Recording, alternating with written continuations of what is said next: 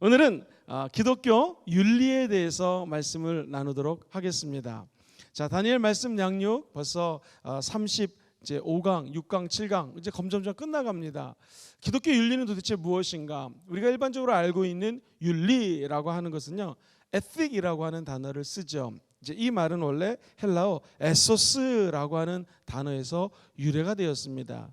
뜻인즉 습관이나 관습을 의미합니다. 같이 한번 따라해 보실까요? 습관 또는 관습. 내 습관과 또 어떤 한 공동체의 관습이 어떠냐에 따라서 윤리가 정해지기도 합니다. 자, 그렇다면은 우리 기독교에서 얘기하는 윤리하고 세상에서 얘기하는 윤리는 어떤 차이가 있을까요? 먼저 이 세상에서 이야기하는 윤리와 기독교에서 얘기하는 윤리는 조금 틀리가 있습니다. 먼저 인간이라는 것을 어떻게 보냐면요, 세상에서는 인간은 원래 성선설, 선악선 이런 게 있지만 굳이 표현하면은 우리 인간은 선하다. 그래서 얼마든지 윤리적인 삶을 살 수 있다라고 얘기를 합니다. 기독교에서는요, 이 악하다고 표현합니다. 정확하게 얘기하면 원래 하나님께서 우리 인간을 창조하실 때 보기에 좋았더라, 선하셨죠. 그런데 아담과 하와가 마귀의 유혹에 넘어짐으로 말미암아 타락합니다. 그래서 지금 이 세상에 살고 있는 예수 믿지 않는 자, 또 우리 원래 인간의 모습이 세상에서 종노릇하고요, 마귀의 밑에 있고요, 허물과 죄로 죽을 수밖에 없는 악한 존재가 되었다라는 것이죠. 그런데 이 악한 존재가 예수 그리스도를 통하여 의와 접목됨으로 선해질 수 있다라고 믿는 것이 기독교입니다. 해서 세상 윤리는요, 인간이 선하다, 기독교는 인간이 악하다고 보고 이 악한 인간에게 필요한 것이 예수 그리스도의 복음이다라고 보면 딱 맞습니다. 자, 그렇다면 가장 중요한 기준은 어떨까요? 이 세상에서 가르치는 윤리는요, 인간의 뜻이 담겨져 있습니다. 인간의 지성을 가지고 사람들에게 이렇게 살아라, 관습적으로 도덕적으로 저렇게 살아라 라고 얘기하는 것이 세상 윤리입니다. 그렇다면 기독교 윤리는 어떨까요? 우리 기독교 윤리는 무엇을 기준으로 윤리가 삶과 도덕적인 기준과 잣대가 판단될까요? 그것은 바로 하나님의 말씀입니다. 성경 말씀을 따라서 살아가는 삶, 이것을 우리는 기독교 윤리라고 이야기를 합니다. 그렇게 따지면 인간이 육신이 되어서 말씀이 육신을 입고 오신 분이 누구십니까? 정답! 예수 그리스도. 예수 그리스도를 통해서 우리 인간은 하나님의 말씀을 따라갈 수 있는, 지킬 수 있는 능력을 받게 된다는 것이죠. 자, 일반 세상 윤리에서는요, 이렇게 살아라 저렇게 살아라 하는 것을 어떻게 실천할 수 있겠습니까? 그것은 우리 인간이 갖고 있는 내재된 능력을 통해서 가능하다고 이야기를 합니다. 그런데 우리 기독교에서는 그렇게 생각하지 않습니다. 오직 성령님의 도우심 또는 이 힘으로도 안 되고 능으로도 안 됩니다. 어떻게 성경 말씀을 다 따라갈 수 있겠습니까? 오직 성령님의 능력으로 가능하다고 얘기합니다. 같은 표현으로 성령님의 인도하심을 받게 되면은 우리는 기독교에서 이야기하는 말씀의 진리를 따라갈 수 있는 에너지를 공급받게 된다는 것이죠. 그래서 오늘 이 강의를 딱 하시기 전에 이것을 머릿속에 먼저 집어넣고 하면 딱 좋을 것 같습니다. 우리 인간은 원래 기독교에서는 악한 존재라고 이야기를 하지만 선해질 수 있습니다. 누굴 통하여? 예수 그리스도의 십자가를 통하여 인간이 변화될 수 있다고 믿는 것이죠. 기준은 그렇습니다. 기독교에서는 철저하게 하나님의 말씀, 곧 성경 말씀을 따라가는 것입니다. 어떻게 실천할 수 있을까요? 성령님의 도우심. 성령 하나님께서 우리 안에 들어오셔서 예수 그리스도의 보혈을 뿌려주시고 성령의 기름 부음을 허락하여 주시면 우리는 성경에 기록된 말씀을 하나하나 지켜 살아갈 수 있는 것이죠. 그래서 여기 계신 모든 성도님들이 하나님의 영, 성령으로 충만함 받게 되기를 다시 한번 주의 이름으로 기도드립니다. 자, 그렇다면은 세상의 윤리를 뛰어넘는 기독교의 윤리, 이것은 하나님의 기준, 성경 말씀에 입각한 윤리, 이것을 한마디로 기독교 윤리라고 표현을 할 수가 있습니다. 자, 목사님, 그러면 기독교 윤리는 왜 중요합니까? 먼저 기독교 윤리의 근거가 있습니다. 같이 한번 읽어보도록 하겠습니다. 기독교 윤리의 근거, 시작. 기독교 윤리란 성경을 통해 계시된 생활을 원리로서 하나님의 계시의 말씀이 윤리의 근거가 된다. 윤리의 기준은 하나님 말씀이다. 모든 인간관계에서 일어나는 도덕적 행위의 근거가 있어요. 이것은 말씀 되시는 예수 그리스도, 시작.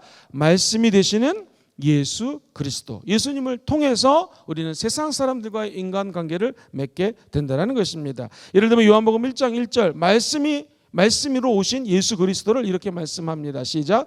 태초에 말씀이 계시니라. 이 말씀이 하나님과 함께 계셨으니 이 말씀은 곧 하나님이시. 그 말씀이 바로 예수님이시거든요. 예수님이 하나님과 함께 계셨고 그 예수 그리스도께서 빛이 있으라 말씀하심에 세상에 빛으로 다가왔던 것이죠. 예수님 말씀 한마디면 우리 안에 있는 악이 사라지고 하나님의 말씀을 따라갈 수 있는 능력이 공급되게 될 줄 믿습니다. 기독교 윤리가 왜 중요한가? 하나님은요 우리 인간에게 윤리적인 삶을 요구하십니다. 십계명 윤리죠. 율법 윤리입니다. 그리고 규례, 하나님의 말씀을 따라가는 모든 제도들을, 이것을 우리는 윤리라고 표현할 수가 있습니다. 또 한 가지 신약에 와서 윤리의 개념은, 저를 같이 한번 따라해 보시죠. 성령의 열매를 맺는 것. 시작. 이 바울이 세상의 일과 성령의 열매를 갖다가요 갈라디아에서 이렇게 아주 정확하게 분리를 합니다. 갈라디아서 5장 19절부터 한번 읽어보겠습니다. 시작. 육체의 일은 분명하니 곧 음행과 더러운 것과 호색과 우상 숭배와 주술과 원수 맺는 것과 분쟁과 시기와 분냄과 당지는 것과 분열함과 이단과 투기와 술취함과 방탕함과 또 그와 같은 것들이라. 수도 여기까지는 15개죠. 세보니까 이런 막 안 좋은 것들이 있는데 계속 읽어보시죠. 전에 시작. 전에 너희에게 경계한 것 같이 경계하노니 이런 일을 하는 자들은 하나님의 나라를 유업으로 받을 수 있다 없다?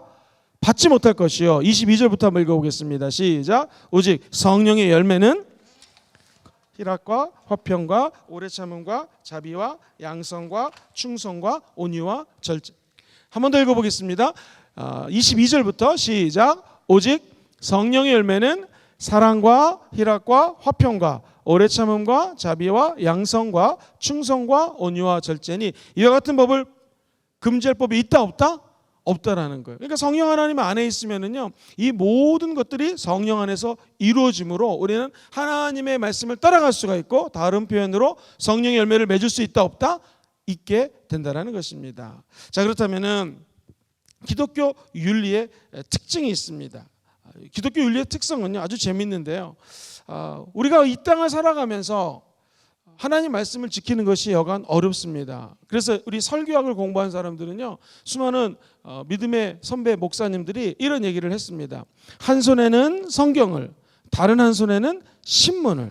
성경은 뭡니까? 하나님의 말씀이거든요. 이 윤리의 잣대가 되고 기준이 되는 하나님의 말씀. 그리고 또 하나는 신문입니다. 신문은 뭘 의미합니까? 세상에 돌아가는 소식들, 뉴스들. 그래서 하나님의 말씀으로 세상을 바라보는 것, 이거를 우리는 설교자들이 가져야 될 가장 중요한 덕목이라고 배워왔습니다. 설교자만 그럴까요? 아닙니다. 모든 크리스찬들이 똑같습니다.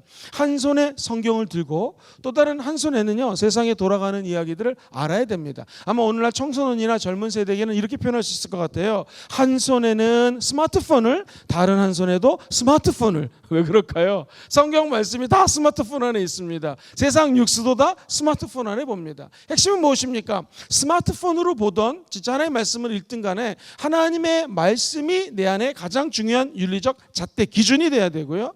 그리고 세상에 돌아가는 많은 악한 뉴스들, 소식들을 말씀으로 비춰서 재해석하는 능력이 바로 기독교적인 윤리의 삶을 살아가는 크리스찬의 삶이 됩니다. 그렇다면 아까 제가 우리 크리스찬들은요 제일 기초를 갖다가 뭘로 닦아야 된다고요? 하나님의 말씀, 육신되어 오신 하나님의 말씀, 즉 예수 그리스도를 가장 큰 우리 민생의 밑바닥으로 삼아야 됩니다. 그러면서 하나님께서 5가지 그 위로 기둥을 세운다라는 것입니다. 첫 번째 기둥은 한번 따라해 볼까요? 인격이라고 하는 기둥을 통해서 하나님의 윤리의 능력을 쌓아 올릴 수가 있고요. 두 번째 한번 따라해 보세요. 하나님. 세 번째 사랑. 네 번째가 제일 중요합니다. 공동체. 윤리는 혼자서 지키는 것이 아니죠. 공동체에서 지키는 것입니다. 마지막 5번째 기둥이 있는데 이게 제일 중요하다고 볼 수 있어요. 종말론. 우리가 이 땅에서 윤리적 삶을 사는 이유는 저 천국에서 하나님이 주시는 상급을 받기 위함입니다. 자, 먼저 첫 번째 기둥, 윤리를 통해서 한번 알아보도록 하겠습니다. 인격적인 면에서 바탕을 이야기합니다. 다시 말해서 기독교의 윤리에서요 첫 번째 기둥은, 한번 저를 따라해 보시죠. 인격.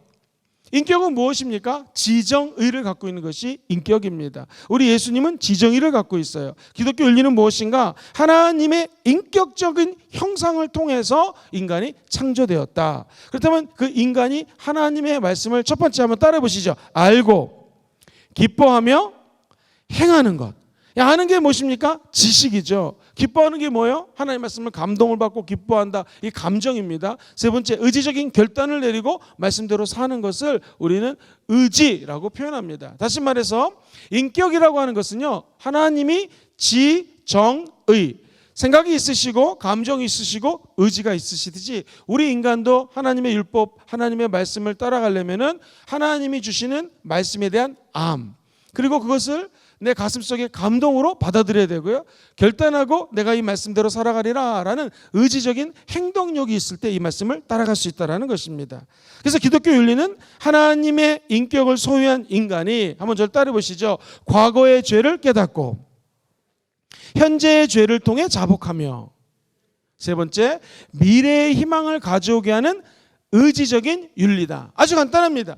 이 인격적으로 하나님의 말씀, 즉 기독교 윤리를 따르려면요, 과거에 있었던 죄를 회개하고 지금 현재 알고 지은 죄, 모르고 짓는 죄가 있거든요. 많은 크리스찬들이 넘어지는 자리에서 또 넘어집니다. 지속적으로 죄를 범합니다. 죄인 줄 알고 또 죄를 범하죠. 이 죄의 문제를 해결하는 것이 기독교 윤리를 따라갈 수 있는 가장 근원적인 힘이 됩니다. 뿐만 아니라 오늘 죄를 회개하고 예수와 함께 연합이 되게 되면요, 미래에는 희망이 있을 수밖에 없습니다. 저 여러분들에게 다가오는 수많은 윤리적인 도덕들과 또 이 윤리적인 그냥 우리 마음속을 갖다가 회파하는 모든 마귀의 방해를 예수의 십자가로 물리치시고 죄로부터 승리하시게 되기를 주의 이름으로 축원드립니다. 죄를 결단하고 물리칠 수 있는 것, 지적으로 내 죄가 뭔지를 알아야 됩니다.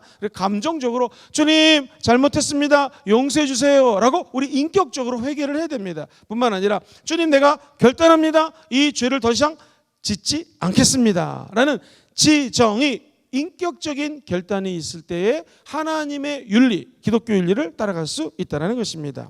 두 번째, 기독교 윤리의 두 번째 기둥은요, 하나님으로부터 출발을 합니다. 바른 삶의 기준은 인간의 법 아닙니다. 인간이 갖고 있는 세상 윤리 아닙니다. 도덕도 아닙니다. 절대 주권자이신 하나님 아버지에 의해서 결정이 됩니다. 하나님이 인간에게 원하는 윤리적 삶은 무엇인가? 한번 같이 해보시죠. 성령님의 도우심이 필요합니다. 그래서 기독교 윤리를 따라가려면요, 성령 하나님의 도우심이 없이는 아무것도 할 수가 없다는 것이죠. 빌립보서 4장 13절 말씀 같이 한번 읽어보겠습니다. 빌립보서 4장 13절 시작. 내게 능력 주시는 자 안에서 내가 모든 것을 할 수 있느니라. 내게 능력만 주시면은 우리는 하나님 주신 능력 안에서 모든 것을 행할 수 있다는 것이죠. 세 번째 기둥입니다. 어떻게 우리는 기독교 윤리의 기둥을 세워 올라갈 수 있을까? 사랑입니다. 사랑. 기독교 윤리는 심판하고 정죄하는 율법이 아닙니다. 성경의 근본 원칙이 무엇입니까? 사랑이에요. 사랑. 그래서 많은 사람들이 오해하는 게, 아니 세상 법도 따르기 어려운데 하나님 법을 어떻게 다 따릅니까? 기독교의 율법, 기독교의 윤리는요, 결국 안을 파고 들어가면 파고 들어갈수록 나오는 것이 보배와 같은 사랑입니다. 부모가 아이를 낳으면 흙을 먹고 있으면 흙 먹으면 안 돼 라고 가르쳐 줍니다. 왜요? 흙을 먹으면 우리 아이들이 인간이기 때문에 몸에 안 좋기 때문에 엄마 아빠는 아이에게 더러운 것을 먹지 말아라, 흙 같은 거 묻은 거 손을 빨지 말아라 라고 알려줍니다. 그 하지 말아라 라는 것은 율법이죠. 그런데 부모의 마음에는 뭐가 있어요? 사랑이 있는 것이죠. 기독교 윤리도 마찬가지입니다. 결국 기독교는 윤리는 하지 말아라, 해라 라고 하는 율법 말씀이에요. 하나님 말씀이에요. 근데 그 안에는 하나님이 우리를 사랑하는 사랑이 담겨져 있어요. 하나님이 세상을 이처럼 사랑하사 독생성자 예수를 주신 것은 그 사랑의 가장 중요한 증거물이 된다는 것이죠. 우리가 아직 죄인 되었을 때에 예수님께서 십자가에서 못 박고 죽고 부활하심으로 말미암아 우리의 영원한 생명, 즉 하나님이 우리를 향한 자신의 사랑을 확증하셨다. 사랑을 확증하신 게 기독교의 윤리의 핵심이라는 것입니다. 또한 기독교 윤리는요, 네 번째 기둥이 있는데 공동체적인 윤리라는 것입니다. 이 세상에 독불장군은 없습니다. 기독교 윤리는 교회 공동체와 세상의 사회 공동체의 일원으로서 살아가는 게 기독교 윤리라는 것입니다. 교회에서도 하나님이 주시는 율법, 하나님 주시는 윤리가 있습니다. 그래서 세상에서도 세상 법이 있습니다. 이것을 공동체의 일원으로서 살아가는 것, 이게 기독교 윤리의 핵심 기둥입니다. 마지막 다섯 번째는요, 기독교의 윤리는 세상하고 극명하게 다른 것이 종말론을 바탕으로 기둥을 쌓아 올리게 되어 있습니다. 인간은 죽고 끝이 납니다. 모든 사람들이 다 그렇게 생각을 해요. 근데 우리 기독교는 뭐예요? 다시 하나님 앞에 선다라는 거예요. 이게 종말론이거든요. 이 세상에서의 삶이 하나님 나라의 삶에 엄청난 영향력을 미친다라고 믿는 것이죠. 그래서 기독교 윤리는 세상 사람들처럼 삶의 순간, 다시 말해서 80살이면 80살까지 살다가 선하게 살다가 죽으면 된다라는 윤리의식하고는 완전 틀립니다. 기독교 ethics, 윤리의 핵심 포인트는 뭐냐면, 한번 따라해볼까요? 심은 대로 거둡니다. 그리고 이 땅에서 내가 투자한 만큼 하늘에서 상급을 받게 된다는 원리입니다. 먼저 야고보서 2장 17절 말씀 같이 한번 읽어보겠습니다. 시작. 이와 같이 행함이 없는 믿음은 그 자체가 뭐예요? 죽은 거래요. 이것은 야고보서는 야곱이 졌습니다. 이 야곱이라고 하는 사람은 하나님의 육신의, 예수님의 육신의 동생입니다. 어느 날 형님이 30살이 되더니 나 하나님의 아들이야, 요단강에서 문친례를 받더니 예수님이 하나님의 아들이라고 집을 나가버립니다. 이 맏형이 가장으로서 목소리를 하면서 집안의 생계를 꾸려나갔는데 형이 가출해버린 거예요. 이 동생 입장에서는 얼마나 야고보는 마음이 속상했겠습니까? 그래가지고 형을 안 좋아했습니다. 그러던 야고보가 예수가 죽고 부활한 장면을 목도하게 됩니다. 그러니까 삶이 변화되고요. 초대교회, 우리나라로 치면은 하나님의 모임, 기독교 크리스찬들의 모임의 총회장님이 되십니다. 그게 바로 야고보서거든요. 야고보서가 야고보에 의해서 기록이 되는데, 그가 얘기하는 것은 무엇인가? 부활하신 예수를 만나고 초대교회 어려운 상황 속에 지도자가 되보니 깨달은 것이 있는데, 행함이 없는 믿음은 어떻게 돼요? 죽은 믿음이라는 거예요. 이 윤리는 행함하고 아주 연결이 됩니다. 행함이 있어야지 산 믿음이 된다는 것이죠. 그래서 우리는 산 믿음을 어떻게 프루프, 증명할 것인가? 마태복음 19장에 보면 이런 말씀이 나와요. 같이 읽어보겠습니다. 시작. 예수께서 이르시되 네가 온전하고자 할진대 가서 네 소유를 팔아 가난한 자들에게 주라. 그러면 하늘에서 보화가 너에게 있으리라. 그리고 와서 나를 어떻게 해요? 따르라는 거예요. 먼저 네 것을 팔아 가난한 사람을 섬기라, 행하라는 것이죠. 그래야지 하늘에서 보화가 너에게 있을 것이다 라는 것이죠. 천국은 너무나 귀한 것을 발견해가지고 너무너무나 귀한 게 있으니 이 땅에 갖고 있는 것이 허무해서 다 갖다 팔아낸 사람하고 똑같다라고 이야기를 합니다. 사람이 보물을, 물질이 있는 곳에 마음이 있다고요. 네 보물을 어디다 두느냐가 그 사람의 믿음 자체를 드러나게 된다는 것이죠. 그래서 꼭 헌금을 해라, 물질로 다른 사람을 구제해라는 맥락이 아니라 기독교에서 이야기하는 윤리는 무엇인가? 이 땅에서 선한 삶을 사는 것, 내가 남들에게 베푸는 것, 그리고 하나님 나라를 위해서 열심히 봉사하고 헌신하는 것, 이 모든 것들이 어디에 상급을 쌓아요? 하늘의 상급을 쌓는다라는 거예요.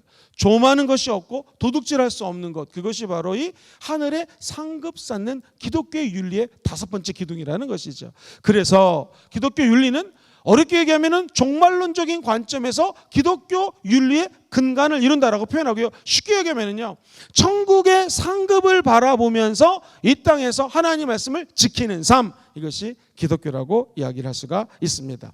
자, 이제부터 기본적인 얘기가 끝났고요. 기독교의 윤리를 한번 몇 가지 영역에서 실천적으로 한번 접목시켜 보겠습니다. 첫 번째, 가정입니다. 기독교 가정의 윤리. 가정이란 무엇입니까? 자녀와 부모님 중심으로 구성된 하나의 공동체예요. 그리고 우리 인간의 삶의 제일 근본이 되는 것이 가정입니다. 가정과 구성원의 역할입니다. 같이 한번 읽어보겠습니다. 스크린을 보시면서 가정은, 시작. 가정은 하나님이 만드신 기관으로 하나님은 독초하는 아담을 위해 돕는 배필로 하와를 지으시고 함께 살게 하셨는데 이것이 가정의 시작입니다. 그렇죠. 하나님이 아담에게 독초하는 것이 좋지 않게 여겨졌습니다. 그래서 하와를 창조하셨죠. 이 가정은 인간이 성숙해 나가는 가장 기초적인 환경을 제공해 준다는 것이죠. 가정하면 떠오르는 게 무엇입니까? 결혼입니다.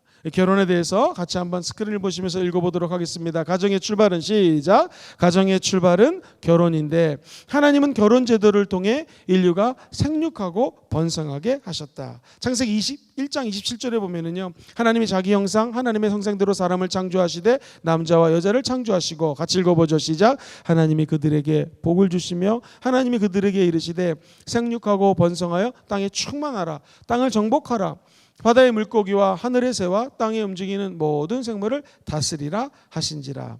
이 결혼을 통해서 부모를 떠나가게 되고요, 한 가정을 이루게 됩니다.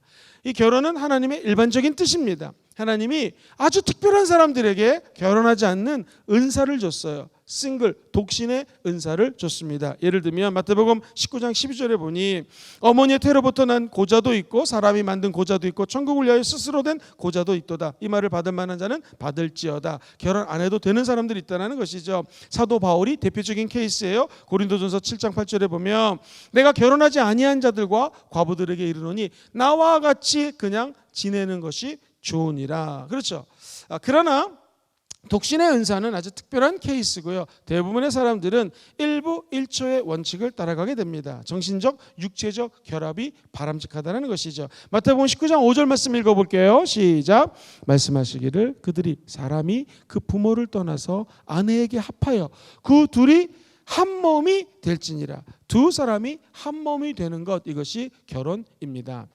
제가 아는 권사님은요, 딸이 시집 가기 전에 예수전도단이라고 하는 훈련을 받는 단체가 있어요. 거기서 6개월 정도 훈련을 시키고 딸을 시집 보내겠다고 하시더라고요. 굉장히 지혜로우신 권사님이신 것 같아요. 그렇죠. 결혼하고 나면은요, 두 사람이 만나서 서로 그동안 갖고 있는 상처와 상처가 만나게 되면은 가정에 문제가 생길 수 있습니다. 그래서 어떤 기독교 단체나 또는 수련회나 정말 하나님을 만나서 상처가 치료된 자들이 또 상처가 치료된 자와 만나서 결혼하는 것이 가장 올바른 결혼입니다.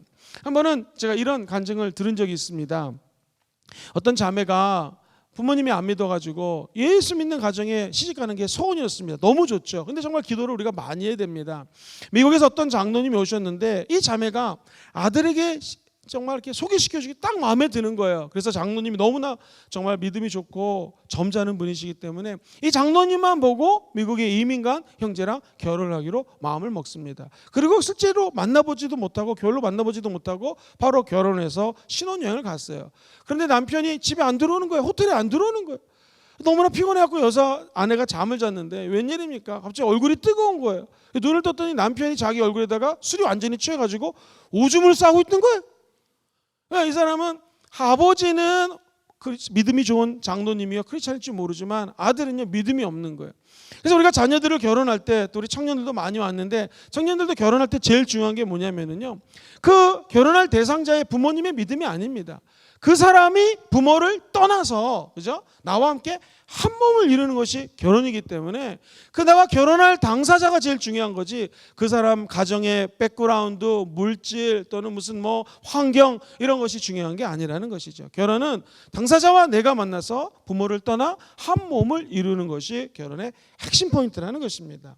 자, 이 결혼을 통해서 하나님은 성을 선물로 주셨는데요. 같이 한번 스크린을 보시면 읽어보겠습니다. 성은 시작. 성은 하나님 주신 선물 중 하나로 인간의 완전한 인격의 일부분이며 그 자체로는 선한 것입니다. 이것은 인간이 부부관계를 통해서 성적인 관계를 맺는다. 이것은 하나님께서 대리자로서 기능을 수행하게 하는 거예요. 다시 말해서 너는 생육하고 번성하라 말씀하셨지 않습니까? 성을 통하여 자녀를 낳고 주님 주시는 기쁨을 부부간에서 누리는 것 좋은 것입니다. 근데 문제는 뭐냐면 이 세상이 성적으로 너무나 타락을 했습니다. 남자분들도 많이 와 계신데요, 이 어른들이 옛날에 남자들이 학교 다닐 때는요, 안 좋은 그림이라든가 나쁜 잡지를 갖다가 학교에서 중학교 때 고등학교 때 돌려봤습니다. 근데 요즘에는요 그럴 필요가 없어요. 핸드폰만 있으면 얼마든지 나쁜 동영상이라든가 그림을 볼 수가 있습니다. 그러니까 아까 말씀드렸던 것처럼 한 손에 핸드폰을, 또 다른 손에 핸드폰을, 지금 이런 세상을 살고 있어요. 핸드폰 안에 천국이 있고 지옥이 있습니다. 여기서 기독교적인 정보와 얼마든지 말씀을 공부받을 수가 있고요. 지금도 아마 핸드폰으로 이 동영상 시청하고 계신 분 많을 것입니다. 또 핸드폰으로 나쁜 것을 체험할 수도 있어요. 천국과 지옥이 왔다 갔다 하는 거예요. 그래서 우리가 이 성에 대해서, 결혼에 대해서 언급할 때 한번 따라해 볼까요? 자나 깨나 핸드폰 조심. 시작. 잠잘 때도 핸드폰 조심하자. 시작. 잠잘 때도 핸드폰을 아예 멀리 놓고 주무세요. 할렐루야. 이 밤에 잠깐 깨가지고 핸드폰 보다가요, 다시 핸드폰 보다가 막 이상한 거로 접촉하는 남자 청년들, 어른들도 너무나 많고요, 여성들도 마찬가지입니다. 핸드폰 보다가 괜히 쓸데없는 거 광고 보다가 그냥 자기도 모르게 그걸 오도하는 케이스가 얼마나 많은지 모릅니다. 그래서 지금은요, 모든 마귀가 이 핸드폰이라든가 영상 매체를 통해서 우리 크리스천들을 유혹한다, 이렇게 얘기해도 과언이 아닐 것 같습니다. 하나님은 이처럼 주님 안에서 함께 만나 결혼하기를 원하는데요, 이 결혼은 하나님이 우리에게 준 항구성이 있어요. 존속해야 돼요. 지속해야 돼요. 그런데 그런 면에서 이혼은 하나님 뜻이 아니기도 합니다. 우리 마가복음 19장 6절을 같이 한번 읽어보겠습니다. 시작. 그런즉 이제 둘이 아니요 한 몸이니 그러는 하나님이 짝지어 주신 것을 사람이 나누지 못할지니라. 목사님들이 결혼 주례하면 저 말씀을 꼭 읽죠. 비슷한 말이 마가복음 10장 9절에 이렇게 나와요. 그러므로 하나님이 짝지어 주신 것을 사람이 나누지 못할지어다. 그래서 이혼은 정말로 하면 안 됩니다. 그런데 성경에서요, 부정할 경우에는 이혼을 허락하는 것도 있습니다. 예를 들면 마태복음 19장 9절에 보면 이런 말씀이 나와요. 내가 너에게 말하노니 누구든지 배우자가 음행한 이유 외에 아내를 버리면 안 되는데 다른 데 장가가는 것은 간음합니다. 다시 말하면 음행한 이유 때문에 이혼하는 것은 괜찮다고 이야기를 합니다. 어쨌든 한번 결혼한 것은 사람이 갈라놓지 못합니다. 그러나 정말 부정적인 이유로, 부도덕적인 이유로 어쩔 수 없이 이혼하는 경우에서는 성경도 허락하는 것을 잠시 단면적으로 보여주었습니다. 그렇다면 가정에서 각자 역할이 있거든요. 첫 번째, 남편의 역할이 있습니다. 남편은요, 그리스도께서 교회를 사랑하신 것처럼 아내를 사랑해야 됩니다. 이 제 말이 아니라 성경 말씀이죠. 한번 같이 읽어보겠습니다. 에베소서 5장 시작. 남편들아 아내 사랑하기를 그리스도께서 교회를 사랑하시고 그 교회를 위하여 자기 자신을 어떻게 한 것처럼? 준 것처럼 사랑하라. 그래서요, 남편은요, 사실은 아내가 남편을 사랑하는 것보다 더 힘듭니다. 남편은 아내를 위해서 죽을 각오를 해야 됩니다. 그래서 아내가 힘들면은요, 남편이 같이 희생적으로 힘들어야 되고요, 아내가 단점이 있으면 그 단점을 남편이 흠이 없도록 도와줘야 됩니다. 남편은 아내를 보호하고 귀하게 여기고 안심시켜줘야 될 책임이 있다는 것이죠. 개척교회로 비유를 하면은요, 남편들은요, 결혼을 하면 개척교회의 목사님이 되는 것입니다. 요즘 개척하면 너무 힘듭니다. 교회도 하나님이 결혼하면 하나님의 가정교회를 세우는 거예요. 크리스찬 청년들은 결혼하는 순간에 가정교회 담임 목사가 되는 것입니다. 개척교회 목사가 된다고 보면 됩니다. 목사가 개척을 해서 성도들을 섬기듯이 남편이 아내를 갖다가 힘든 점, 부족한 점을 다 포근히 안아줘야 되는 것이 남편이 해야 될 도리입니다. 그렇다면 여자들, 아내들은 어떻게 해야 될까요? 같이 한번 읽어보겠습니다. 시작. 아내의 의무는 남편에게 복종하기를 마치 주님께 하게 하는 것이다. 자, 에베소서 5장 22절. 아내들이여 자기 남편에게 복종하기를 어떻게 해요? 여기서 중요한 것은 뭐냐면, 복종한다라는 것은요, 이 순종하는 것을 의미합니다. 아유, 목사님, 우리 남편하고 안 살아봐서 그렇죠. 남편을 순종하는 게 얼마나 어려운지 아세요? 남편을 어떻게 존경할 수 있겠습니까? 참 저도 할 말이 없습니다, 그 부분에 대해서는. 그런데 아내는 남편을 마음 중심으로부터 존경하고 섬기려고 애를 써야 된다는 것입니다. 그러니까 우리가 이 땅에서 사는 가정의 모형, 샘플은요, 천국에 가면 우리의 신랑이 누구시죠? 예수 그리스도. 예수 그리스도와 함께 사는 것이 천국에서 신랑과 신부의 삶인데, 이 땅에서 잠깐 샘플로 남편은 마치 예수님처럼 성도들을 위하여, 하나님의 사람들, 백성들을 위하여 십자가에서 죽기까지 자기 아내와 자녀들을 사랑해야 된다. 예수님, 작은 예수님처럼 살라는 것이고요.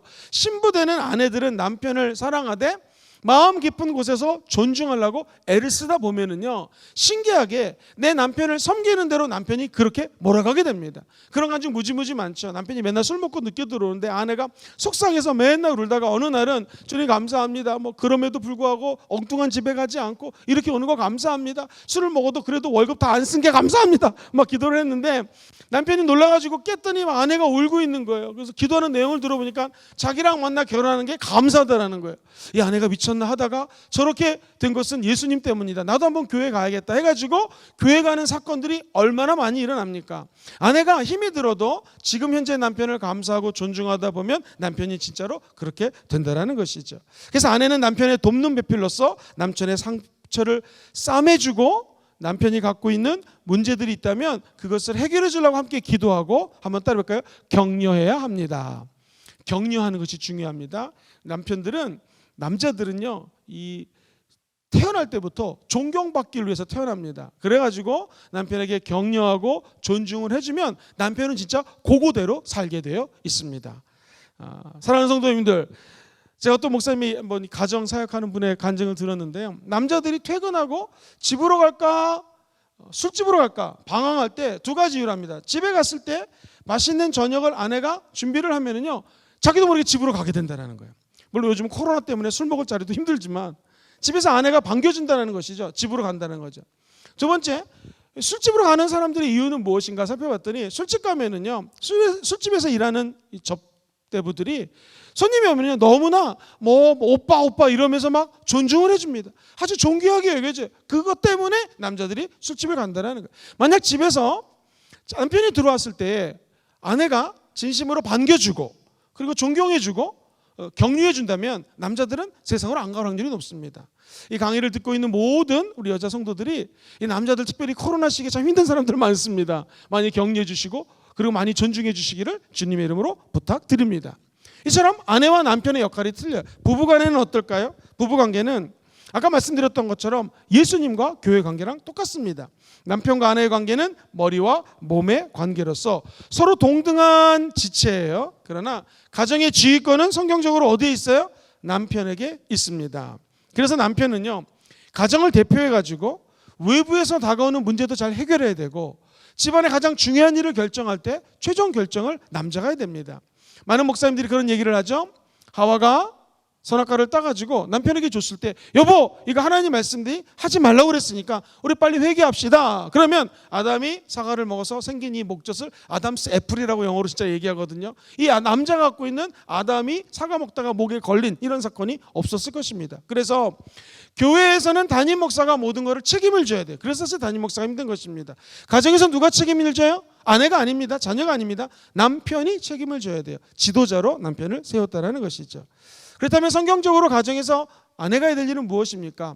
만약 아내가 남편을 도움을 준다면 상식적으로 여러분, 도움 주는 사람이 도움 받는 사람보다 더 뛰어날 확률이 높습니다. 그러니까 아내들이요, 실망하지 마십시오. 내가 남편은 지도자고 난 뭡니까? 사실 남편보다 더 지혜로운 자가 아내일 수 있어요. 왜? 남편을 섬기고 도와주고 그리고 앞으로 나아갈 수 있도록 밀어주는 역할이 가정에서의 아내의 역할입니다. 또한 자녀를 잘 양육하고 보살피는 역할을 성실하게 수행할 때 행복한 가정이 될 수 있습니다. 그렇다면 대부분의 여기 결혼한 분들이 많이 계시는데요, 자녀를 낳은 우리의 부모의 역할은 무엇입니까? 그것은 제일 먼저 우리 부모가 행해야 될 최선의 역할은 무엇이냐면 자녀를 잘 양육하는 것입니다. 같이 한번 그 다음 줄을 읽어보겠습니다. 시작.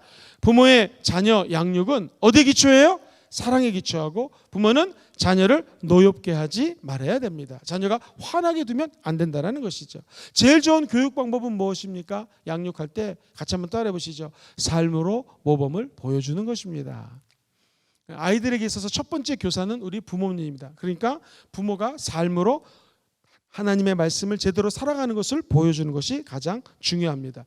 우리 부모의 첫 번째 책임은 자녀를 예수 제자로 만드는 것입니다. 부모는 자녀를 신앙으로 교육하기 위해서 성경 말씀을 따라 이렇게 교육하면 됩니다. 디모데후서 3장 16절 시작. 모든 성경은 하나님의 감동으로 된 것으로 교훈과 책망과 바르게 함과 의로 교육하기에 유익하니, 하나님의 감동으로 된 성경 말씀을 통해서 교육하고 책망하고 바르게 하고 의로 교육하라는 것입니다. 그러면 이처럼 힘든 일을 부모가 해야 되는데 자녀들도 역할을 해야 될 것이 있습니다. 그것이 출애굽기 20장 12절 말씀이에요. 같이 읽어보겠습니다. 시작. 내 부모를 공경하라. 그리하면 내 하나님 야훼가 내게 준 땅에서 내 생명이 기리. 성경은 어디에도요, 부모들이여 자녀를 사랑하라 이런 말 없습니다. 왜? 부모는 자녀를 진짜 사랑합니다. 그런데 자녀를 통하여 부모를 사랑하라, 부모를 공경하라. 이건 명령입니다. 왜냐하면 자녀들은요, 부모를 사랑하는 게 부모가 우리를 사랑하는 것처럼 그렇게 하지가 않습니다. 그러니까 하나님은 율법, 우리 치면 기독교 윤리를 만들었다라는 거예요. 네가 부모를 공경하라. 그러면 이 땅에서 잘 되고 이 땅에서 장수할 거다라는 약속을 주게 됩니다. 신명기 5장 16절도 한번 읽어보겠습니다. 시작. 나는 하나님 야훼께서 명령한 대로 내 부모를 공경하라. 그리하면 내 하나님 야훼가 너에게 준 땅에서 내 생명이 길고 뭐를 누려요? 복을 누리겠다. 가만히 제가 아직 젊은 목사고 부족한 투성이지만 목회를 하면서 과거를 돌이켜봤더니 어떤 사람이 잘 될까? 이 말은 정말 많습니다. 이 호주에서도요, 유학생이 호주에 유학 와가지고 한국에 있는 부모를 해서 그렇게 기도하고요, 아르바이트를 해가지고 조금 용돈이 생기면 자기 학비 내고 되게 빠듯하거든요. 내가 아끼고 아껴가지고 그때는 환율이 호주나 미국이 무지 높았습니다. 그래가지고 그 모은 돈을 한국으로 어머니께 보내드리면 굉장히 많은 금액이 부모님에게 송금할 수가 있는 거예요. 그래서 정말로 타일 깐다고 그러죠. 타일, 페인트 칠하고, 정말 힘든 것은 뭐 청소 같은 것보다 더 힘든 것이요, 막 노동판에 나가지고 열심히 일해서 번 돈을 갖다가 부모에게 보내드리고 이런 청년들이 있었습니다. 지금 이제 20년, 10년 이상이 지났거든요. 그러니까 가끔 통화를 하거나 어떻게 지내는지를 보면은요, 부모에게 효도한 청년들 치고 잘 안 된 청년이 없습니다. 신기하게 마늘 같은 거 배달하는 힘든 일이었는데 마늘 가게 회장님, 사장님이 회사 하나를 사장으로 만들어줘가지고 딱 달라게 해가지고 그거 사장이 됐는데 수없이 많은 한국 가게가 생기는 거예요. 한국 음식점. 그러니까 막 마늘이 필요할 수밖에 없게 되죠. 그래서 크게 번창을 하고 식품점을 차리고 뭐 이런 기적들, 음식점을 하게 되었는데 아내랑 같이 조그맣게 시작했는데 우리나라 말로 대박이 터지니까 음식이 확대해가지고 세계 지금 프랜차이즈를 갖고 있는 청년. 조그만 커피숍 시작해갖고 그때 목사님 커피숍에 와서 좀 커피 한 잔 드시고 기도해 주세요 해가지고 제 아내랑 가가지고 조그마한 커피숍에서 기도해주고 예배를 드려줬는데 그게 너무나 잘 돼가지고 빵 굽는 기술까지 배워가지고 그 커피숍이요, 우리나라 파르바게뜨처럼 크게 지금 활성화되고 있는 시드니의 그 커피숍.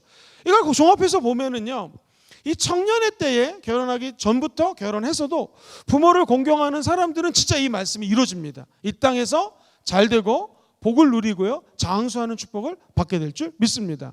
혹시 부모님 살아계신 분이 있다면 기독교 윤리는요, 부모를 잘 섬기는 것입니다. 기독교는 서양 종교고 부모를 갖다가 잘 모시지 않는 종교가 아닙니다. 예수님도 하나님을 공경하셨고 아버지 하나님 말씀에 절대 순종했던 것처럼 기독교는 자녀의 역할이 부모를 잘 섬기는 것, 부모를 공경하는 것이라고 알려주고 있습니다.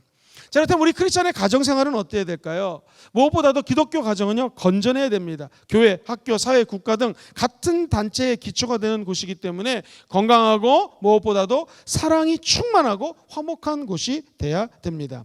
목사님, 행복한 가정 이루기 원하는데 어떻게 해야지 될까요? 몇 가지 덕목이 있습니다. 첫 번째 같이 따라해 보시죠. 감사. 서로에게 고마움은 말이나 행동으로 자주 표현해 줘야 됩니다. 데살로니가서 5장 18절 말씀 읽어볼게요. 시작. 범사에 감사하라. 이것이 그리스도 예수 안에서 너희를 향하신 하나님의 뜻이라는 거예요. 감사는 따라해볼까요? 말로 하고 행동으로 합니다. 서양에서 아이들을 키우는 걸 보면은요, 부모가 자녀들에게, 특별히 아빠가 딸에게 일 끝나고 오면은요, 그렇게 어린 딸을 안아줍니다. 그리고 아이가 뽀뽀해주면 한국에서는 더 해봐 뭐 이런 경우가 있잖아요. 뭐 예쁘다 이러는데 외국에서는요, 뽀뽀를 아빠에게 해줘도 thank you라고 합니다. 고맙다라고 얘기합니다. 감사하다라고 얘기를 합니다. 그리고 아이가 조그만 물 한 잔만 갖춰도 너무나 공손하게 감사합니다라고 합니다. 처음 배우는 말이 감사라는 단어예요. 우리 수목원 금종기 모든 가정도 이 감사가 넘쳐나기를 주의 이름으로 축원드립니다. 또한 감사가 말로만 하는 게 아니라 행동으로 옮겨진다는 것이죠. 부모님이 감사하다면 아주 자그마한 것, 조그만 거라도 행동으로서 섬길 수 있어야 되는 것이죠. 이웃이 감사하다면 이웃에게 감사하는 것을 표현할 수 있는 것, 이게 진짜 감사입니다. 그래서 종은 땡 울리지 않기 전까지는 종이 아닌 것처럼 감사도요, 행동으로 표현하기 전까지는 감사가 아니다라는 말이 있습니다. 감사한 사람, 감사한 조직, 감사한 분이 있으시면 말과 행동으로 감사를 전하는 여러분 되시기를 주님의 이름으로 부탁드립니다. 두 번째 한번 따라해볼까요? 헌신. 이게 제일 중요한 것 같아요. 같이 한번 읽어보겠습니다. 시작. 개인보다 가족 전체의 유익과 명예를 위해서 서로 헌신하는 태도를 가져야 됩니다. 가족 전체를 위해서 헌신하지 않으면 가정 공동체, 교회 공동체는 세워지지가 않습니다. 에베소 5장 21절 그리스도를 경외함으로 피차 어떻게 해요? 복종하라는 것입니다. 피차 순종할 때 가정 안에서도 행복이 넘치게 된다는 것이죠. 여기 물이 한 컵이 있습니다. 이 물 한 컵을 비가 오는데 아주 큰 비가 내리는데 밖에 내다 놨습니다. 그러면 이 컵 안으로 물이 들어가게 되겠죠. 그런데 만약에 이 컵 안에 이 뚜껑이 있어요. 뚜껑을 닫아 놓으면 아무리 비가 와도 아무리 물이 쏟아져도 이 컵 안에 물이 찰 수가 없습니다. 마치 우리 영혼이 하나님이 주시는 시간마다 순간마다 부어주시는 은혜의 소낙비가 있어요. 은혜 강물이 있거든요. 생수가 쏟아지는데 내 영혼이 뚜껑을 닫고 있으면은 하나님 주시는 은혜와 축복을 받아 누릴 수 있다 없다? 없습니다. 이 뚜껑이 뭐냐? 한번 따라해 볼까요? 불순종. 두 번째는요, 죄가 있으면 하나님 주시는 은혜와 축복을 받을 수가 없어요. 그래서 아까 말씀드렸던 것처럼 기독교 윤리는요, 과거에 있었던 죄 벗어던지고 지금 내가 알고 지은 죄 모르는 죄가 있으면 이 뚜껑을 벗어버려야 돼요. 그래서 주님 주시는 소낙비의 은혜를 내 영혼 속에 담을 수가 있는 것이죠. 두 번째가 바로 불순종입니다. 이 불순종이 얼마나 무섭냐면요, 하나님 말씀에 불순종하면은요, 이게 하나님 주시는 은혜를 받을 수가 없어요. 인간도 그렇지 않습니까? 부모가 자녀에게 너 이거 해라 했을 때 네 하고 행동하면 상급이 있고 칭찬이 있습니다. 근데 하라는 거 안 하면서 요구만 하면 부모님 절대 안 들어줍니다. 마찬가지죠. 인간관계도 그렇습니다. 사회에서도 그렇습니다. 아마 교회에서도 그럴 것입니다. 우리 안에 영혼을 덮고 있는 불순종이 있다면 예수 이름으로 떠나가게 되기를 주의 이름으로 축원드립니다. 헌신이 무엇인가? 우리가 마땅히 해야 될 것이 있어요. 그것은 하나님 말씀을 따라 행하는 게 헌신이에요. 어려운 게 아닙니다. 기독교 윤리도 성경 말씀을 그대로 따라서 애써서 살라고 하는 것이 기독교 윤리지 않습니까? 그것처럼 헌신도 내가 마땅히 해야 될 것을 하나님의 은혜 가운데 행하는 것. 거꾸로 얘기하면 내 안에 불순종하고 싶어하는 마음이 있습니다. 이것을 쫓아내고 하기 싫어하는 일을 예수 이름으로 무너뜨리고 마땅히 해야 될 일을 하는 것. 이것을 헌신이라고 이야기합니다. 뿐만 아니라 가정 행복하기 위해서는요, 교제해야 됩니다. 같이 한번 읽어볼게요. 시작. 가족 간에 끊임없는 대화를 해야 합니다. 따라서 어떤 일이 있을 때 이를 묵고하거나 혼자 해결하지 않고 어떻게 해요? 의논하는 태도를 갖는 것이 중요합니다. 남편과 아내, 자녀와 부모님, 심지어 부모님도 자녀에게 자꾸 물어봐야 됩니다. 저는 아버님에게 한장 존경하는 것이 하나 있습니다. 저희 아버지는요, 제가 초등학교 다닐 때부터 항상 제 의견을 물어봤습니다. 야, 난 이렇게 생각하는데 넌 어떻게 생각하냐? 꽃밭을 여기다 만들려고 하는데 넌 어디 가면 좋겠냐? 항상 물어봤습니다. 그럼 제가 막 신나서 얘기합니다. 그래. 근데 결국에는 아버지 마음대로 하십니다. 제 뜻대로 안 하고 본인 마음대로 하십니다. 그렇지만 자기 아들에게, 자녀에게 물어보고 그걸 일단 청취해 준다는 것 자체가 아이는 신난 거죠. 아버지는 나에게 물어봤어. 아빠가 나에게 내 의견을 존중하려고 애를 썼어 하면 자신감이 생기는 것 같아요. 우리 마찬가지입니다. 가정에서도 가장 중요한 것이 서로 이야기하고 물어보고 그 아이의 의견이 틀렸을 때는 내 생각하고 틀린 것을 이야기해주고, 더 중요한 건 뭐예요?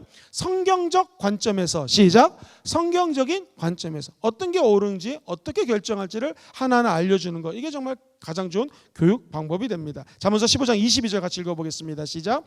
의논이 없으면 경영이 무너지고 지략이 많으면 경영이 어떻게 돼요? 성립된다는 거예요. 경영하시는 분들은요, 지략이 많으면 경영이 성공됩니다. 그래서 많은 사람들의 의견을 최대한 청취하는 것이 좋습니다. 그런데 사람들의 의견을 청취하면 피곤합니다. 왜냐하면요, 10명이 있으면 10명의 생각이 다 같을까요? 틀릴까요? 다 틀립니다. 그리고 100명이 있으면 100명이 다 틀려요. 우리 교회 1000명이 모인다. 1000명의 생각이 다 틀립니다. 그래서 이거 청취하는 게 아주 힘이 듭니다. 그럼에도 불구하고 경영은 지략이 많으면 10명이면 10명 중에 한두 사람이 10%나 20% 기가 막힌 아이디어를 얘기를 해요. 100명하고 소통하면은요, 100명 중에 10%에서 20%는요, 남들 안 하는 생각을 합니다. 1000명이면 100명이나 200명. 그래서 2080 법칙이 있지 않습니까? 100이 있으면 20%가 일하고 다 잘라냈더니 또 20%가 일하고, 정말 그런 것 같아요. 그래서 10명 정도의 의견을 최소 청취하고 2가지 정도의 기가 막힌 아이디어를 현재 상황과 접목시키면 앞으로 나갈 수가 있어요. 성경 말씀은 이야기합니다. 지략이 많으면 경영이 성립된다. 23절도 읽어볼게요. 시작. 사람은 그 입의 대답으로 말미암아 기쁨을 얻나니 때에 맞는 말이 얼마나 아름다운 거. 그렇습니다. 회의하고 자기 의견을 상충할 때, 이야기할 때 때에 맞게 말하는 거 참 중요합니다. 행복한 가정 네 번째는요, 함께하는 시간을 많이 가져야 돼요. 같이 읽어보죠. 식사, 소풍, 예배 등과 같이 되도록 많은 시간을 가족과 가질 때 유대가 강화된다. 요즘에는 코로나 때문에 하나님께 감사한 것이 하나 있다고 합니다. 그것은 아이들이 아빠 얼굴을 못 봤는데 요즘은 할 게 없으니까 집에 일찍 가요. 할렐루야. 엄마하고 아이들하고요 줌으로 수업하니까 함께 있는 시간이 참 많습니다. 이것이 절호의 찬스라는 것이죠. 아이에게 기독교적인 성경 말씀, 삶으로 예수를 가르칠 수 있는 좋은 기회가 된다는 것이죠. 성경은 이렇게 얘기합니다. 시편 133편 1절 시작. 보라, 형제가 연합하여 동거함이 어찌 그리 선하고 아름다운 거. 다섯 번째는요, 정신적인 건강입니다. 같이 읽어보죠. 시작. 낙관주의, 윤리적 가치관, 박의 정신 등을 공유할 때 이 가정이 행복한 가정이 될 수 있습니다. 여섯 번째가 제일 중요한 것 같아요. 극복의 능력입니다. 시작. 가족에게 고통스러운 문제가 발생했을 때 온 가족이 좌절하지 않고 이를 변화의 기회로 삼아 극복하고자 할 때 건강한 가정을 만들게 된다. 호주에서 있었던 일입니다. 엄마가 아는 것처럼 선천적으로 장애로 태어나거나 온몸이 꼬여서 나온 사람들, 이런 아이들은 고침받기가 여간 쉽지가 않습니다. 뉴질랜드에서 호주 시드니에 성령 비전 캠프라는 게 열리니 엄마가 참석을 했어요. 그러니까 3박 4일 동안 기도만 엄청나게 하는 프로그램입니다. 며칠 동안 기도만 하다가 돌아갔는데 그때 이렇게 간증을 하시는 거예요. 이 아이가 태어났는데 장애아로 태어났고 남편과 자기가 이 아이를 위해서 지금까지 하루도 쉬지 않고 기도했고요. 이 아이가 말을 하는 것이 꿈이고 일어나서 한 걸음 걷는 것이 꿈인데 기도하다가 확신이 들었대요. 아이가 뉴질랜드로 집에 돌아가면 일어나서 엄마 하면서 걸어올 거라는 하나님이 말씀을 줬다라는 거예요. 그래서 우리가 박수는 쳤지만 대부분의 상식을 갖고 있는 젊은 목회자들은 저 같은 경우에도 저게 가능할까? 아주 불가능할 텐데 라는 생각을 가졌어요. 근데 이게 웬일입니까? 뉴질랜드 돌아가서 전화가 왔는데 이 아이가 진짜로 걷고 엄마 하면서 말을 했다라는 거예요. 이게 도대체 어떻게 해석됩니까? 첫째, 하나님 주신 기적입니다. 두 번째는요, 이 아이 때문에 고난이죠. 힘든 기도 제목이죠. 얼마나 힘들겠습니까? 이 아이를 위해서 온 가족이 함께 그동안 기도하고 사랑으로 돌봤을 때 하나님도 역사한다는 것을 저는 개인적으로 깨달을 수가 있었습니다.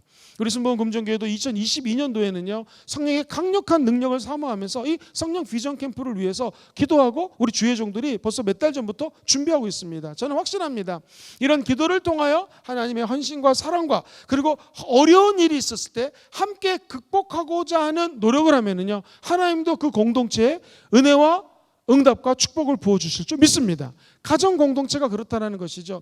어떤 한 아이가 힘들다 그러면 온 가족이 모여서 가정 구성체 그 한 사람을 놓고 기도하면 하나님의 놀라운 은혜와 축복이 임하게 될 줄 믿습니다. 이 부족한 종이 금정교회 와서 사역을 잘할 수 있는 것도 제 어머니가 천국 가셨는데 사역할 때 어머니의 기도가 너무나 컸고요. 지금은 장모님께서 하루 24시간 내내 거의 잠을 안 주무시면서 뒤에서 기도로 도와주고 계십니다. 이 목회라는 것이 쉽지가 않기 때문에 뒤에서 기도해 주시고 밀어주신 분이 계시기 때문에 어떠한 어려움도 능히 극복할 수 있는 에너지가 사람이 아닌 하나님으로부터 공급받게 되는 것이죠. 그래서 가정교회, 우리가 섬기고 있는 이 육체적으로 눈에 보이는 가시적인 교회, 또 눈에 보이지 않지만 한 사람 한 사람들이 교회라는 사실 앞에서 이 모든 공동체 기독교의 윤리의 핵심은요, 어떤 위기가 있었을 때 공동체가 함께 기도하고 뒤를 밀어주면은요 반드시 그 공동체는 능력이 임하게 되고 앞으로 전진할 수 있는 힘을 받게 될 줄 믿습니다. 그 사랑의 공동체가 여러분 가정이 되고 순복음 금정교회가 되기를 주로 축원드립니다. 할렐루야. 이렇게 정리할 수 있을 것 같습니다. 기독교의 윤리는 세상에서 얘기하는 윤리하고 틀립니다. 여쭤보겠습니다. 원래 사람은 세상에서 윤리적으로 따졌을 때 선하다고 합니다. 그런데 우리 기독교에서는요 굳이 따지면 현재 인간의 모습은 악하다고 얘기합니다. 어떻게 선하게 될 수 있습니까? 예수님의 복음. 자, 그렇다면은 세상에서 얘기하는 윤리의 기준은 무엇이었습니까? 기억하시죠? 세상에서 말하는 것은 전부 다 인간이 갖고 있는 지식, 인간이 갖고 있는 법들입니다. 그런데 우리 하나님의 기독교적인 윤리의 기준이 무엇입니까? 하나님의 말씀이죠. 자, 그렇다면 어떻게 실천할 수 있어요? 도대체 이 윤리를 어떻게 살 수 있습니까? 세상에서는 인간이 갖고 있는 능력이 있다, 할 수 있다 이렇게 얘기하죠. 근데 우리 기독교에서는 누가 도와주셔야 돼요? 어떻게 실천할 수 있어요? 성령님이 우리에게 은혜를 주셔야지 이 기독교적인 삶을 실천할 수 있다는 것입니다. 오늘 방송을 청취하는 모든 분들에게 하나님의 율법 말씀, 기독교 윤리를 살아갈 수 있는 능력이 우리 안에 계신 성령님으로 말미암아 예수 이름으로 이렇게 새롭게 솟아나게 되기를 주의 이름으로 축원드립니다.